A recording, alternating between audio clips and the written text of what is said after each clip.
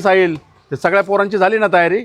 10 तारखेला ट्रिपला जायचंय बरं का आपल्याला. झाले भाऊ सगळ्या पोरांची तयारी, पण तो गोल्या काय फोन उचला ना, रिस्पॉन्स द्याय ना काय. अरे हा रे, ते गोवाले पण बाहेरच येत नाही आजकाल. काय झाले त्याला? अरे त्या पुरीच्या नादानं येडं झालंय पार. बाहेरच येत नाही आजकाल ते. अरे साहिल, तुझा जवळचा मित्र जरा लाव जरा त्याला फोन. थांबा काय बरं म्हणतो भाऊ, मग? लावतातच.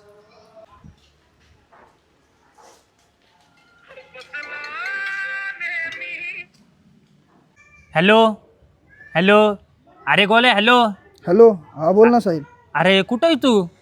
अरे घरी आहे, बोल की. अरे आपल्याला ट्रिपला जायचंय 10 तारखेला, येणार आहे ना तू? काय नाही, ऐक ना साहिल, बोल की. मी जरा डिप्रेशन मध्ये आहे. मला काही जागायची इच्छा नाही आता. त्याच्यामुळे अरे असं मला बोलू काय नको. झालं तर माझ्या घरच्यांकडे फक्त लक्ष द्या. अरे पण तू असं का बोलतोय? आणि हा माझा तुला शेवटचा फोन असेल. अरे तुला टेन्शन मध्ये दिसतोय रे. चला जाऊ त्याच्या घरी, नाहीतर काहीतरी करून घ्यायचा तो. बरं चला, हे चला चला चला चला लवकर. पोरांनो, चला लवकर. चला चला. इथंच राहिलं ना वरती. हा हा इथं.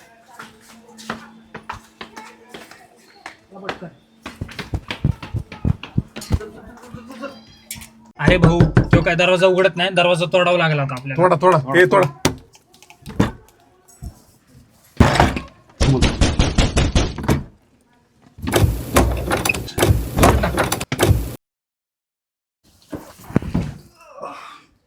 येडाबिडा झाला का तू? काय करत होता तू?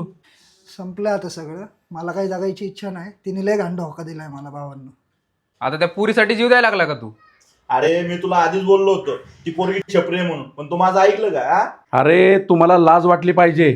4 दिवसाच्या भंगार प्रेमासाठी स्वतःचं आयुष्य संपवायला तयार होता तुम्ही लोक. याच दिवसासाठी तुमच्या आईबापांनी तुम्हाला लहानाचं मोठं केलेलं असतं का?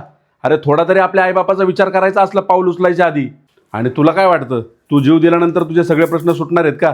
अरे त्या पोरीचं काय आहे? ती पोरगी तर आज पण दुसऱ्याबरोबर खुश राहतेच ना. फरक कोणाला पडणार माहिती का? तुझ्या आईबापाला फरक पडणार. आणि त्या पोरीने तुला का सोडलंय माहिती का? कारण तिला आहे ना तुझ्यापेक्षा जास्त पैशावाला भेटलाय आणि तू बसलाय सगळा कामधंदा सोडून त्या पोरीच्या नादाने. अरे जे झालं ते सगळं सोडून दे आणि आजपासून आहे ना आयुष्याची नवीन सुरुवात कर. आणि इथून पुढचं आयुष्य आहे ना आपल्या आईबापासाठी घालव. त्यांनी लय कष्ट केले रे बाळा तुझ्यासाठी. आणि तू जर उद्या पैसा कमवायला चांगल्या पोझिशनला गेला ना तर तुला आहे ना हिच्यापेक्षा भारी पोरगी भेटणार. लक्षात ठेव. चुकलं माझं. मी तिच्या जास्तच आहारी गेलो होतो. पण आजपासून मी माझ्या आई वडिलांसाठीच जगणार.